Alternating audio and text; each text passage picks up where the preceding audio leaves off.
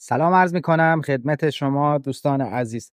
دوستان عزیزی که درختانشون سال ثمرش هست، سال آنش هست، یه مقداری محصول زیادی دارن. امسال سعی کنین تغذیه‌تون یه مقداری بیشتر دقت کنین. حالا دوستان عزیز میگن ما چالکود رو مصرف کردیم، در آب استارت کود فسفر بالا و کود آزوت مصرف کردیم، ولی میشه سعی کنید تعادل بین عناصر رو رعایت کنید. یعنی شما فقط روی عنصر تاکید نکنید که فقط مثلا بیاد عنصر فسفر رو مصرف کنید. درست است، عنصر فسفر، عنصر آزوت و عنصر پتاس مخصوصا تو زمان تخلیه پتاس که داریم خیلی تاثیر داره، ولی عناصر ریز مغذی، عناصر میکروها هم خیلی تو سبزینگی، تو کیفیت محصول، تو عملکرد شما تاثیر داره.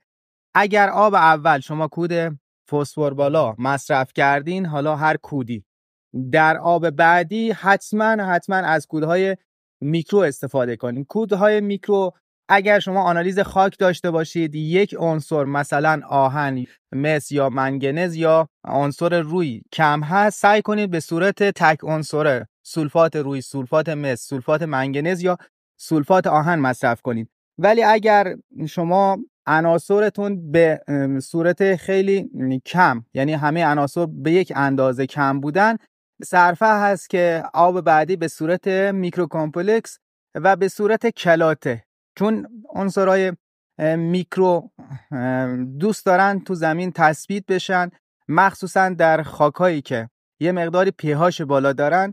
عنصر آهن تثبیت میشه و ما از اون کودهای کلاته استفاده میکنیم. کودهای کلاته باعث میشه که به هر حال جذب بهتری داشته باشن. خاکایی که یه مقداری شور هستن، مخصوصا خاکایی که یه مقداری آهکی هستن، حتما هم در محلول پاشی و هم در تغذیه دمآبی به صورت میکرو کامپلکس و به صورت به صرفه هست که به صورت دمآبی مصرف کنید، هم دمآبی هم محلول پاشی.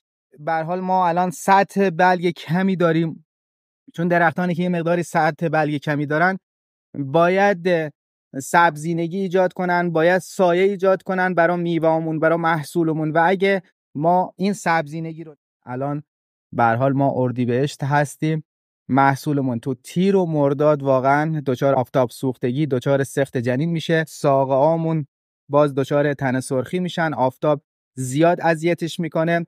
سعی کنید به هر حال تو تغذیه‌تون تو سال آن، تو سال ثمر، حالا خدا خواسته حالا بعد چند سال، بعد 2 سال یه محصول خوبی خدا بهتون داده، این محصول رو سعی کنین تا آخر نگهش بدارین. حالا کار خودمون رو انجام میدیم، آب و هوا و شرایط به هر حال دست ما نیست. یه محصولی هست که زیر آسمان هست، هر نوع تگر، سیل، به هر حال بلایای همه چیز تاثیر داره، ولی ما باید کار خودمون رو انجام بدیم و کار خدا هم بسپاریم برای خودش.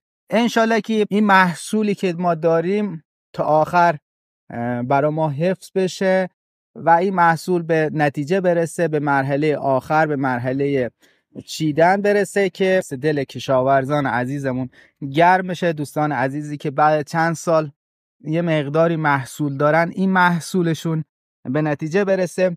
چون اگه شما تو تغذیه‌تون یه مقداری دقت نکنید، درخت میاد تعادل خودش رو حفظ میکنه و یه مقداری خوشه ها رو اگه مشاهده کنین، اگه زیاد سبزینگی نداشته باشه، این خوشه ها رو کم و زیاد میکنه، شتر گربه میکنه، چون از خودش مایه نمیذاره. اگه ببینه که شما عناصر رو بهش بر نمیگردونید، این درخت ها هم از خودشون مایه نمیذارن، یه مقداری تنکتر میشن و به اندازه‌ای که خوشه رو بتونه به مرحله آخر برسونه، این بالانس و این تعادل رو تو خودش حفظ میکنه. اگه شما بتونی کمکش کنید، اونم به هر حال میاد و خوشه بندی خوبی بهتون میده.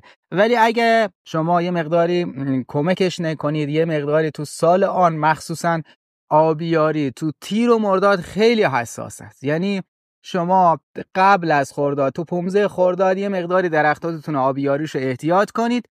بعد از خرداد تو تیر و مرداد اگه سال آنتون هست 10 روز 15 روز هم که آبیاری کنین. اگه قبلا 2 ماه آبیاری میکردین، واقعا ضرر نکردین و به هیچ عنوان تو زمانی که ما تنش آبی داریم، تنش دمایی داریم، آبیاری تو تیر و مرداد درختانتون رو اذیت نمیکنه. و نترسین تو آبیاری. درست است آبیاری باید طبق رطوبت باشه، ولی خودتون بیایید تست کنید.